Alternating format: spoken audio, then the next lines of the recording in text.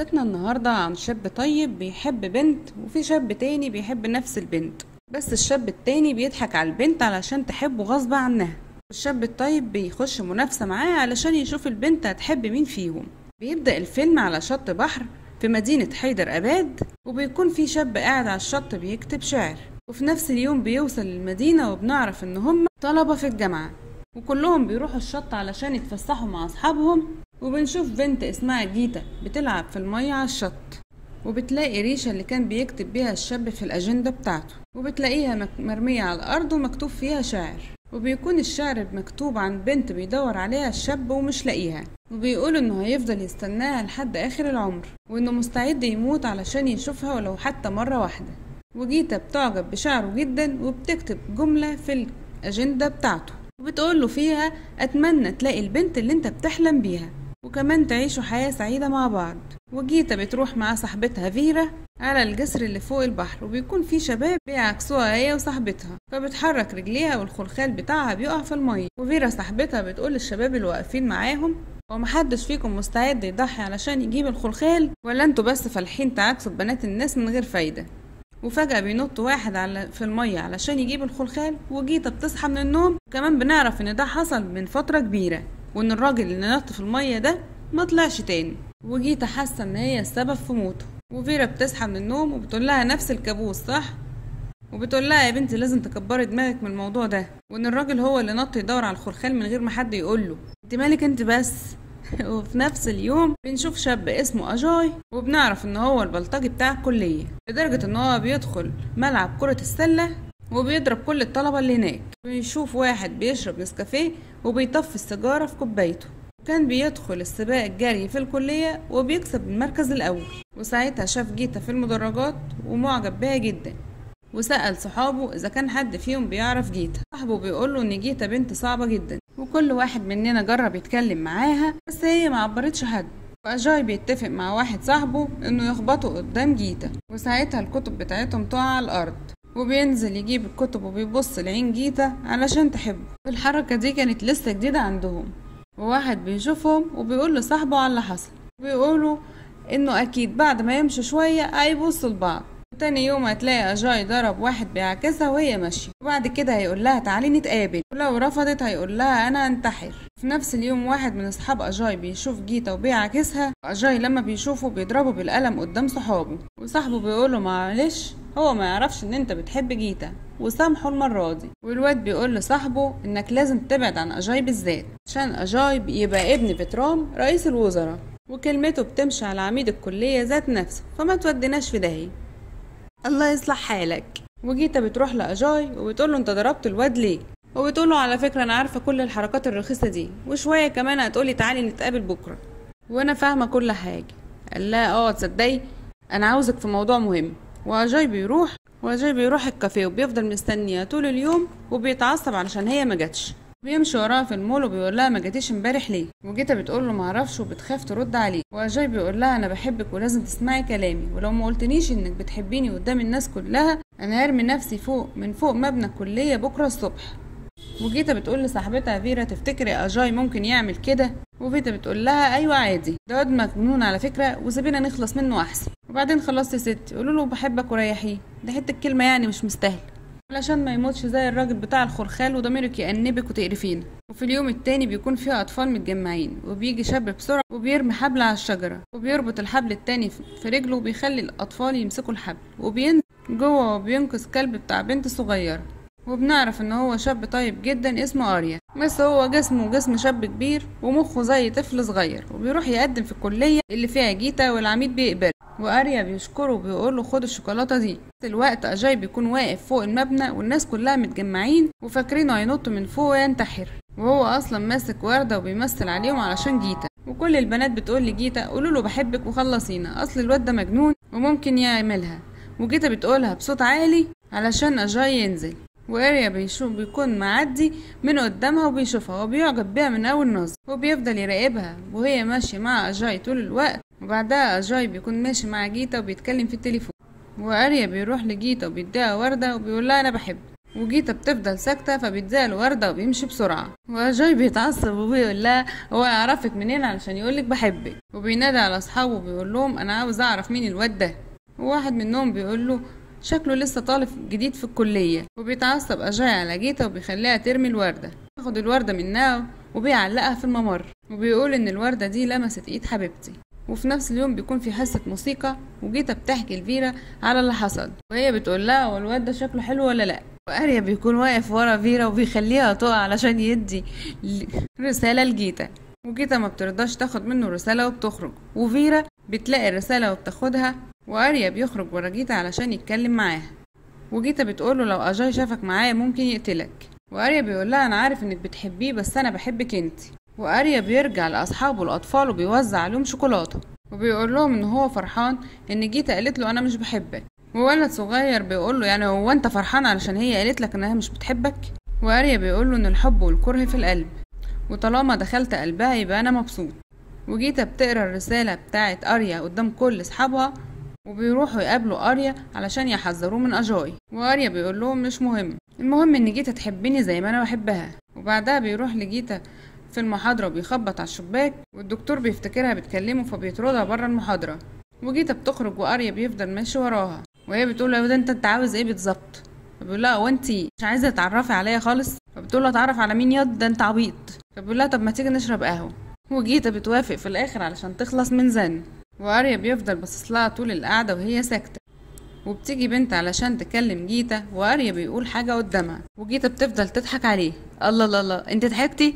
يعني في شرارة حب صح؟ وجيتا بتقوله انا غلطت اصلا ان انا جيت معاك هنا، وبعدين هو مفيش في الكليه بنات غيري علشان تجري وراهم؟ بيقول لها ايه ده تصدقي بس انا اروح اسالهم. وبيلف على البنات كلهم اللي في الكافيه كله وبيقول لهم هو انا اشمعنى اخترت جيتا علشان احبها؟ وبيقول لبنت تانية هي جيتا احلى منك في ايه علشان انا اختارها. وبيرجع لجيتا تاني وبيقول لها انا سالتهم كلهم ومحدش رد. وجيتا بتقول له انت شكلك مجنون. وبتلاقي ان اريا بيمشي وراها في كل حته وبيفضل يغني لها وبيفضل يبعت لها هدايا ورسائل كتير، وجيتا كل ما تاخد منه رساله بيقطعها. واريا كل ما يرجع الكليه تاني واصحاب أجاي بيضايقوه، وواحد منهم بيوقع الكتب بتاعت اريا والتاني بيديله كتف وبيوقعه على الارض، وبيقوم وبيكسر ترابيزه بايده علشان يخوفهم، وفعلا بيخافوا منه، والواد اللي ضربه بيرجع له الكتاب وبيقول له انا اسف يا زماله.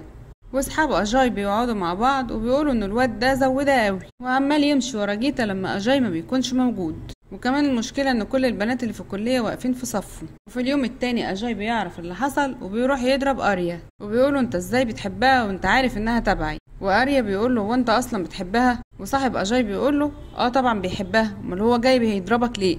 واريا بيقول له طب ما جيتا بتحبك اصلا. وأجاي بيقول له انت مجنون، هي قالتها قدام الكليه كلها. قال له طب ما انت عارف كل حاجه اهو، امال جاي تتخانق معايا ليه؟ وأجاي بيقول له لو عايز تكمل في الكليه دي يبقى ابعد عن جيتا. واريا بيقول له انا بحبها على فكره، ايه اللي مضايقك بس؟ ولا انت بقى خايف لا تحبني اكتر منك؟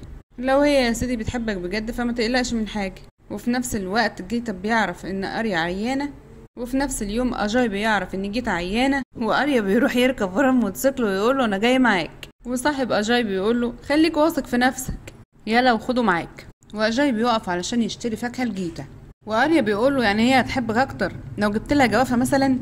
وأجاي بيزهق منه وبيمشي من غير ما يشتري حاجه. وجيتا بتعرف ان هما الاتنين جايين علشان يطمنوا عليها، وبتلاقي ان اريا قاعد بيلعب مع البنات وأجاي قاعد لوحده. وجيتا بتروح تسلم على أجاي بس اريا هو اللي بيرد الاول، وبيقول لها السخنيه اللي عندك راحت ولا لسه؟ وفيرا بتروح تتريق عليهم علشان ما جابوش حاجه معاهم، وبتقول لأجاي يا راجل يعني الست تعبانه وما فكرتش حد تشتري لها لو كيلو مانجا؟ واريا بيقول لها شوف ابن الكلب ما عندوش دم، وانا جبت لها على فكره معايا كيلو تفاح. وبيطلع مخبيه في الجاكيت بتاعه. يا ابن الجنيه طيب هنتحاسب بعدين، بقى انا تعمل فيا كده؟ واريا بيقول للبنات يلا سيبوهم عشان يتكلموا براحتهم. وأجاي بيقول لجيتا ان كل ده حصل بسببك علشان انت وافقتي تروحي معاه في الكافيه، ولو ما كنتيش وافقتي من الاول ما كانش كل ده حصل من الاول. وفي اليوم التاني أجاي بيروح الكافيه مع اصحابه وبيلاقي ان اريا قاعد هناك، وبيقول لهم تعالوا نروح لمكان تاني. وفيرا بتقول له على فكره هو غلبان وانتوا اللي بتضايقوه، وهو اصلا عايز يكون صاحبك بس انت اللي بتتكبر عليه. وبيجي واحد صاحب أجاي اسمه سابو وبيقول له تعالى كلنا نقعد مع بعض وسيبك منهم. وأجاي بيلاقي ان اريا عامل برج الكوتشينه وطبعا يعني بيوقعه كله. وبيفرح اريا علشان اجاي جه ويهزر معاه. بيقول لهم تعالوا كلكم نقعد على الترابيزه عندي. وبيقول لاجاي تعالى بس عاوز اقول لك حاجه. اول ما اجاي بيقوم بس اريا بيجري بسرعه على الكرسي علشان يقعد جنب جيتا. واجاي بيقعد جنبه وهو متعصب. طب يا جماعه انا عازمكم على ايس كريم على حسابي. وسابه بيقول لهم خليه يفرح براحته، وان ده في الاخر حب فاشل من طرف واحد. وبيقول لاريا انت غلطت لما حبيت بنت بتحب واحد غيرك. فاريا بيقول لهم لا ما غلطتش ولا حاجه، دول ممكن يسيبوا بعض على فكره في اي وقت، وده بيحصل عادي بين اي اتنين بيحبوا بعض. ساعتها بقى هتحبنا انا الله؟ طب وهنروح بعيد ليه؟ انت مثلا جيت مع راني السنه اللي فاتت ودلوقتي جيت مع واحده تانية، وصاحبة سابه بتتعصب عليه وبتخرج من المكان. واجاي بيقول لفيرا هو ده الغلبان اللي كنت بتدافع عنه، او عاوز يعمل مشكله بيني وبين جيتا علشان نسيب بعض. وفيرا بتقول لاريا هو انت عايزهم يسيبوا بعض علشان انت تكون مبسوط؟ واريا بيقول لها انا ما اقصدش كده، اللي بيحبوا بعض بجد عمرهم ما بيفترقوا. وبيقول لاجاي ان فيتا طبيعي كانت هتقول لاي حد مغفل انا بحبك طالما شايفاه عايز يرمي نفسه من فوق المبنى، مش معنى كده انها بتحبك بجد. واجاي بيتعصب وبيقول لجيتا انا عشان كده ما كنتش عايز اقعد معاه، ده عيل ابن كلب. وبيخرج وهو متضايق وجيتا بتجري وراه. وفي اليوم التاني بيكون عيد ميلاد جيتا وبتقعد مع اصحابها علشان تقطع التورته. واول ما بتطفي الشمع اريا بيجي مع شويه اطفال وبيكونوا ماسكين شموع، وبيقول لها كل سنه وانت طيبه وبيديها ورده. وفي نفس الوقت اجاي بيوصل المكان ومعاه ورد، وبيلاقي ان اريا فرحان وجيتا بتحتفل معاه بعيد ميلادها. فبيتضايق اجاي وبيرمي الورد ويمشي. وبيكون قاعد في الكليه وهو متعصب وشارب علبتين سجاير. وجيتا بتروح له وبتقول له انت ما جيتش امبارح ليه؟ واجاي بيقول لها ما انت كنت مبسوطه امبارح ومش فارق معاك اي حاجه. فبتقول له انت قصدك على اريا؟ طب بص كده على الهديه اللي هو جابها لي. واجاي بيلاقي صوره ليه وهو مع جيتا، وبيعرف ان اريا هو اللي عملها علشانهم. وصاحب اجاي بيقول له انه جاب صوره ليك عشان يبين انه احسن منك. حركه غير متوقعه بصراحه، الواد دماغه شغاله. وجيتا بتقول لاجاي انه لو كان عايز يخلينا نسيب بعض ما كانش جاب الهديه دي، وان اريا شخص لطيف وكيوت وعايزنا نبقى كلنا صحاب.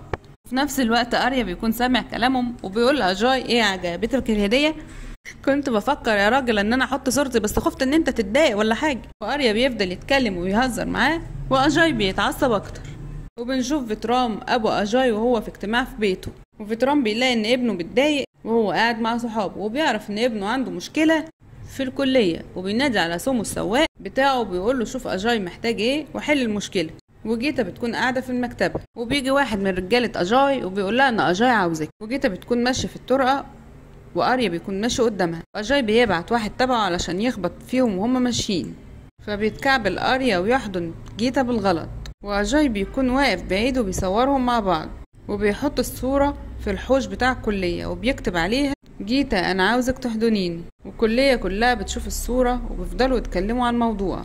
وجيتا بتعرف اللي حصل والناس كلها بتفضل تبصلها، وكل اللي بيشوفها بيفضل يجرحها بالكلام.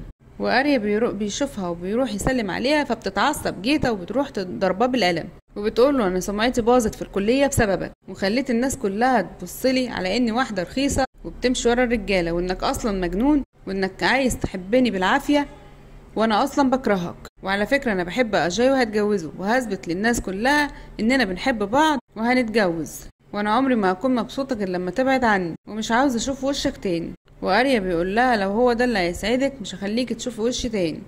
وبيخرج اريا بعد ما جيتا هزقته في الكليه كلها، واجاي بيروح له وبيخلي سومو ورجالته يضربوه. وفيرا بتعرف ان هو اتضرب وراح المستشفى، بس بتلاقي انه خرج وقبل ما يكمل علاجه. واجاي بيحتفل مع جيتا وهم في النادي، وبيخلي جيتا ترقص معاه بالعافيه وبيحاول يقرب منها، بس جيتا بتوقعه على الارض. في اليوم التاني اجاي بيتدرب على سباق الجري، وبيلاقي اتنين بيتكلموا عليه، وده ان عشان جيتا وقعته امبارح وهو بيحاول يبوسها. واجاي بيتعصب عليه وبيقول له ان دي حبيبته وانها حاجه ما تخصكش. والواد بيقول له انا مش اول واحد تتخانق معاه بسبب جيتا، وبعدين ما الكليه كلها عارفه انك خليت جيتا تحبك غصب عنها. واجاي بيعرف ان كلامه صح وان جيتا ما حبتوش اصلا، وبيقول لاصحابه اننا لازم نلاقي حل للموضوع ده، لازم الكليه كلها تصدق ان جيتا بتحبني بجد.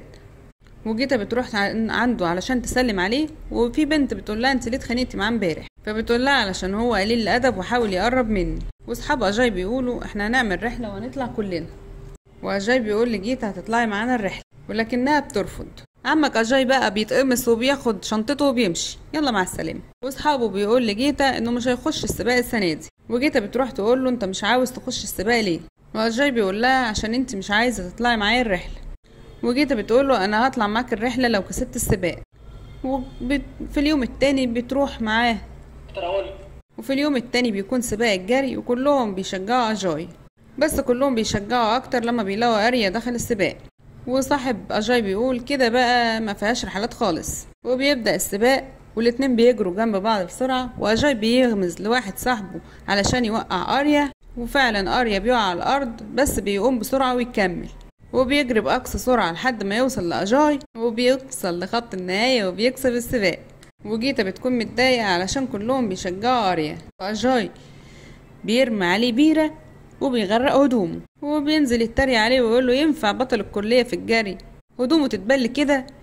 واجاي بيقول له انت ممكن تكسب في السباق لكن عمرك ما هتكسب قلب جيتا ابدا، وجيتا هتفضل تكرهك لحد ما نتجوز ونخلف كمان.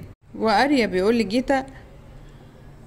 بيقول لأجاي هي جيتا قالت لك كام مرة انها بتحبك؟ واجاي بيفتكر ان جيتا قالتها مرة واحدة بس لما كان فوق المبنى. فاريا بيقول لأجاي تعرف انها قالت لي 5 مرات ان هي بتكرهني، يعني هي بتفكر فيا اكتر ما بتفكر فيك، وده معناه ان شاغل بالها طول الوقت، وعلشان كده هي مش شايفاك اصلا. واجاي بيروح يقول لاصحابه وهو متعصب ان اريا كل مرة بيفضل يضحك عليا بكلامه، وصاحبه بيقول لأجاي ان اريا بيحب جيتا بجد وان ممكن هي كمان تكون بتحبه. واجاي بيقول لهم لازم نعمل حاجة تاني علشان نقضي على اريا.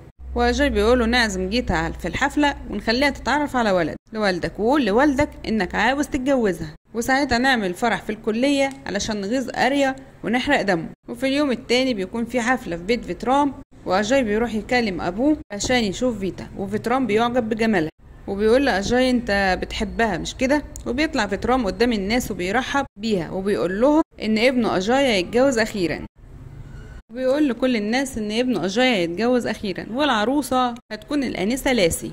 وأجاي والكل بيتصدم اول ما بيسمع كلام فيترام عشان هو عايز يجوز ابنه أجاي للاسي بنت الوزير. وفيتا بتتضايق وبتروح لوالدتها وهي بتعيط، ووالدتها بتقول لها مش غلط اننا نحب حد، بس اهم حاجة انك تركزي في دراستك وتختاري صح. في اليوم التاني أجاي بيكون متضايق من والده وبيقول له انا مش عايز اتجوز لاسي عشان مش بحبها. وفيترام بيقول له وانا كمان مش بحبها بس انت لازم تتجوزها. وأجاي بيقول له انا لو اتجوزت البنت دي اصحابي هيتريقوا عليا. وفيترام بيقول له ولو سبتك تتجوز جيتا الناس هتاكل وشي. وبيقول لأجاي انا قلت كلمتي وانت هتنفذ وبس. وفيترام بيخرج وبيقول له سومو انا عاوزك تخلص حوار جيتا بسرعة. واريا بيروح علشان يشوف فيتا في السكن، وفيتا بتقول له ان رجالة ابو أجاي جم هنا وكسروا كل حاجة. وجيتا بتقول له اريا انت جاي هنا عشان تشمت فيا مش كده؟ وطبعا انت مبسوط بعد اللي حصل لي بسببك. واريا بيقول لها ان طول ما انا موجود عمري ما هخليكي تزعلي. واريا بيروح لفيترام قدام البيت وبيقول له ان جيتا عايزة تشوف أجاي وان انا جاي هنا عشان اخد أجاي معايا. وفيترام بيقول لاريا انه مشغول دلوقتي وهنبقى نشوف الحوار ده بعدين. واريا بيعند معاه ورجالة فيترام بتهجم عليه وبيضربهم كلهم قدام فيترام ولاسي، وبيطلع بسرعة لأوضة أجاي عشان ياخدوا معاه، وبيقول له ان جيتا مستنياك في السكن وحضر شنطتك بسرعة علشان نخرج، وانا عارف انك بتكرهني ومش عاوز تشوفني بس انا مش بعمل كل ده علشانك. وجيتا بتفتح الباب وبتلاقي ان أجاي قدامها وبتعرف ان اريا هو اللي هربه من البيت. واريا بيقول لهم انه قدامهم 5 دقايق قبل ما رجالة فيترام يوصلوا، وسومو بيوصل هو ورجالته وبيجروا وراهم هما ال3 وبيطلعوا جوه مبنى مهجور كل ابوابه مقفولة، وبيفضلوا يجروا وراهم لحد ما بيوصلوا للسطح. وسومو بيعرف ان اريا عامل لهم كمين وكلم كل اصحابه في الكلية وقابلوهم وهددوهم بالسكاكين. وجيتا وهي ماشية بتضرب سومو بالقلم. وفيترام بيعرف اللي حصل وبيتكلم سومو وبيقول له مش عيب عليك لما تخلي بنت تضربك بالقلم قدام رجالتك؟ وبيقول له انا عاوزك ترجع ابني قبل ميعاد الجواز، وقبل ما ترجعه تكون قتلت ال2 اللي هربوا معاه. واريا بيكون ماشي بالعربية ومعاه جيتا وأجاي، والعربية بتتعطل فجأة وبينزلوا يكملوا ماشي، بس اريا بيجري بسرعة وجيتا وهم بيلحقوه وبيركبوا القطر. وجيتا بتقوله يعني كان لازم تجري وتخوفنا وخلاص. واريا بيفضل يتريق عليها لحد ما يسيبه ويمشي. وسومو بيوصل للعربية بتاعتهم وبيعرف انهم ركبوا القطر، وبيجيب اريا طبق رز وبيديه لاجاي وبيقول له خلي جيتا تاكله، وبيقول له انا قلت جيتا اللي تاكله مش انت يا معفن. اجاي بياخده مش بيرد عليه وبيقول له هوديها لجيتا، وبياخد منه الطبق وبيروح لجيتا، وجيتا بتكون متعصبه وبتقول له مش عايزه منك حاجه، واريا بيتريق عليه علشان جيتا ما رضيتش تاخد منه طبق الرز، وجيتا بتتعصب منه اكتر وبتاخد الرز وبتاكله علشان تغيظه. بعدها جيتا بتنام واريا بيفضل يبص عليها، وبيبص من الشباك وبيعرف ان سومو مستنيهم في المحطه اللي جايه، وبيروح يبص لاجاي علشان يقوله، واجاي ما بيسمعش كلامه، واريا بيسيبهم نايمين وبيهجم على رجاله سومو اللي دخلوا القطر، وسومو بيشوف جيتا من شباك القطر وهي نايمه وبيجري بسرعه علشان يركب القطر، واريا بيوقعه، وجيتا بتصحى من النوم وبتلاقي ان اجاي بيتخانق مع اريا، واجاي بيقول لها انه مش هينفع يجي معانا وانه مش هينفع يجي معانا، واحنا بنشكرك على اللي عملته ومش عايزين مساعده منك تاني. واريا بيتضايق من كلامه وبيشكره ويمشي، واجاي وجيتا بينزلوا المحطه وبيمشوا لوحدهم، واول ما بيوصلوا الغابه سومو بيقبض عليهم وبيقول لاجاي ان والدك امرني ان انت تيجي معانا ونرجعك البيت. فاجاي بيرد عليه وبيقول له انا هاجي معاكم بس سيب جيتا في حالها. فسومو بيرد عليه وبيقول له مالكش دعوه انت، واجاي بيخاف منه ويمشي، وجيتا بتهرب من سومو، وجيتا بتهرب منهم لحد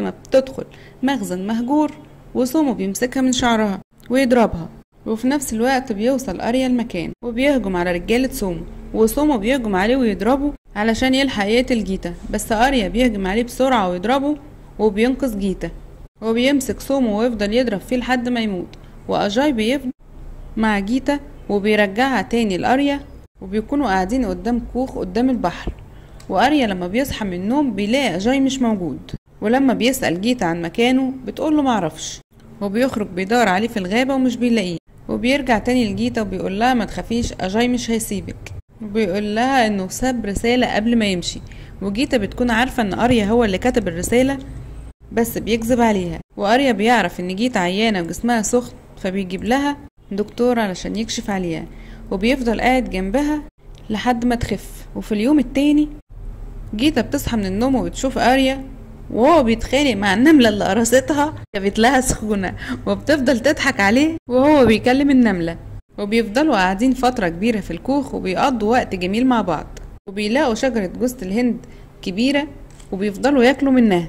في اليوم التاني اريا بيقعد قدام البحر علشان يصطاد، وجيتا بتفضل تهزر معاه وترمي عليه طوب، واريا بيقول لها انت اتغيرت قوي الفترة دي، ومن ساعة ما جيتي هنا ما تعصبتيش عليا ولا اتخانقتي معايا. بتقول له لا ما اتغيرتش ولا حاجة، واريا بيقول لها ما تيجي نلعب لعبة جديدة، وهي ان جيتا هتمثل ان هي اريا واريا هتمثل ان هي جيتا، وجيتا بتخرج وبتقول له بحبك وبتديله وردة، واريا بيقلدها وبيقول لها انا بكرهك، وجيتا بتقلده وبتقول له بس انا هفضل احبك على طول.